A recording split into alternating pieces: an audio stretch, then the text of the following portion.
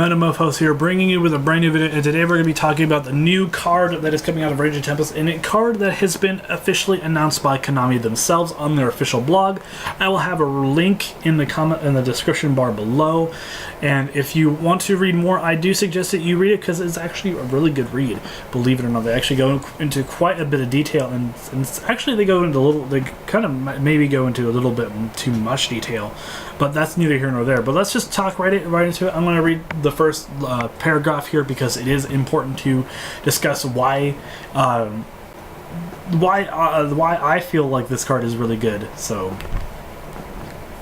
I'm going to read it. I'm probably not going to read it for word, but I'm going to paraphrase as much as possible. But I'm going to read the first few lines. This is with fusion monsters, how good they are is often more of a function in what they are, and how easy it is to summon them rather than just what they actually do. So what he's saying is Norden, even though it is one of the it's the most powerful fusion monster that we've ever seen, because it just inherently creates broken combos and makes your Xyz plays a lot easier.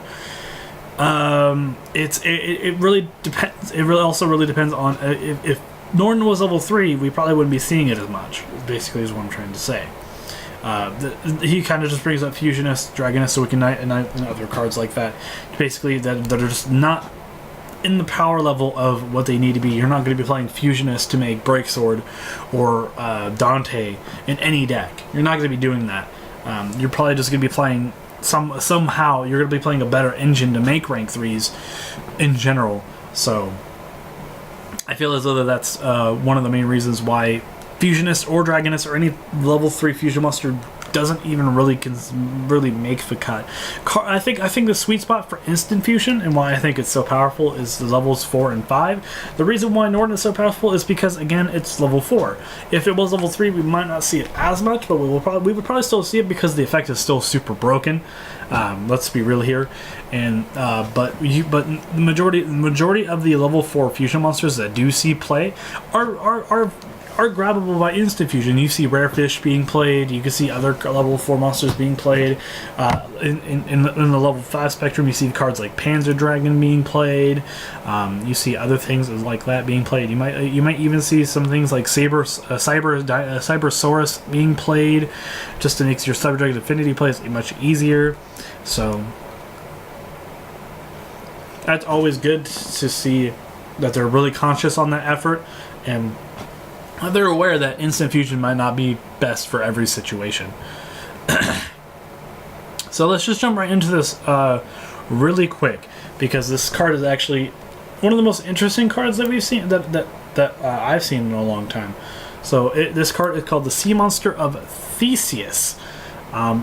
I'm not really sure on the history of the word Theseus. I'm pretty sure it's a historical term. It might be a god of some kind. It might be what this card is referencing. It might be a reference to sea monsters, a certain sea monster named Theseus. I'm not actually sure.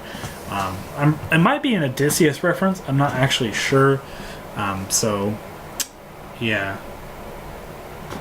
But it is a level 5 water type zombie fusion tuner monster with 2200 attack and 1800 defense, and it requires 2 tuners to summon it. But the article is conscious and aware that you're not going to be playing Polymerization just to summon this card. And the majority of the time, if you are playing tuners in your deck, you're probably not playing this card in your deck. Unless you can find a wiggle room in your extra deck to do so. Like, you're not going to be playing this card in like Psyframes or something. You're not going to be playing stuff that inherently already has tuners inside it, or you're not like Black Wings or something like that. But you will be playing this card in decks that don't inherently by themselves have tuner monsters. So the article also brings up the mention of here. You bring up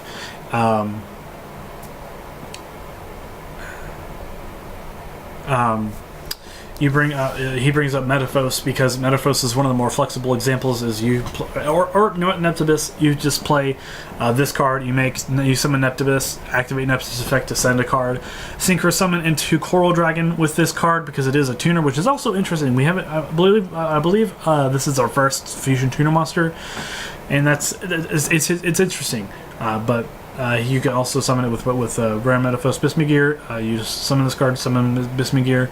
I'm not sure if you might get the effect still of Visma gear at the end phase, but I'm not entirely certain of that. So, yeah. Another thing that you can also do is you can mix it up with Steel Rent and other things. You can make level 8s in Metaphos pretty easily. Yeah.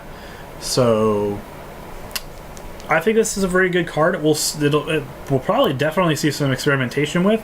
Whether it makes it into certain cuts remains to be seen, but I do believe that it is good enough to have some long-term stay. So we'll see how it goes. So anyway, guys, tell me what you guys think about this card in the comments section down below. I will see you guys in the next video. Like I said, I will keep this in the I will keep the article in the comment section down below in the description bar. So yeah. Anyway, guys, tell me what you guys think about this card in the comment section down below. I will see you in the next video. This has been Team MFOs, and I'll be signing out.